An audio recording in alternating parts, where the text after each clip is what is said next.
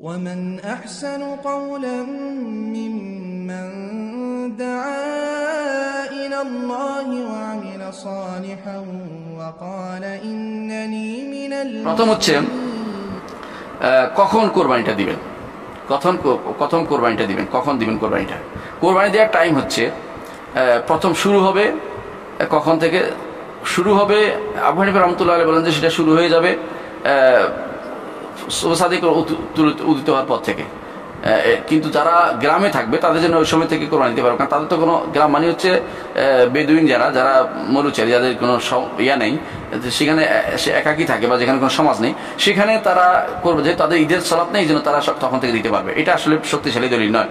শক্তিশালী হাদিস দ্বারা যেটা প্রমাণিত সেটা হচ্ছে প্রথম শুরু হবে সালাতের পর থেকে, অর্থাৎ যারা সালাত পড়েছে সেখানে। আর যেখানে সালাত আছে কিন্তু সালাত পড়ছে না, যেমন মহিলা ঘরে পড়তে কোরবানি দিতে চাচ্ছে, সালাতের পরে সে দিবে, সেও সালাতের পরে দিবে, কারণ তার হুকুম তার স্বামী অথবা তারা সমাজে যারা আছে তাদের হুকুম অধীন হবে। সুতরাং তাকেও সালাতের পরে কোরবানিটা যেন তার হয় সেটা খেয়াল রাখতে হবে।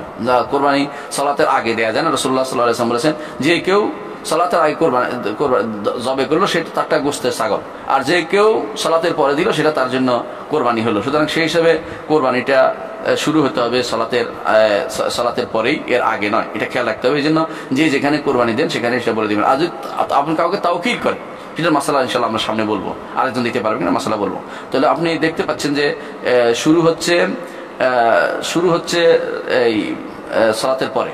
তো শেষ ওয়াক্ত কখন? শেষ ওয়াক্ত আবু হানিফা রাহমাতুল্লাহ আলাইহি বলেন যে 12 তারিখ আসর পর্যন্ত, সূর্য ডুবার আগ পর্যন্ত।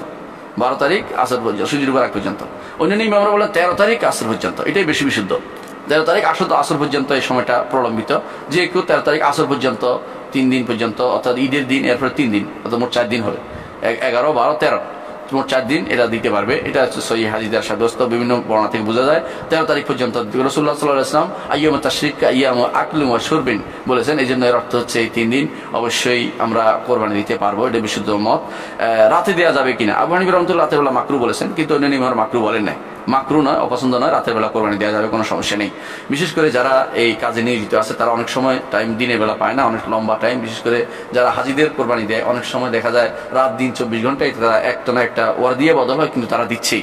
এর অর্থ যেটা বৈধ অবৈধ কিছু না, কোনো সমস্যা নেই, আলহামদুলিল্লাহ।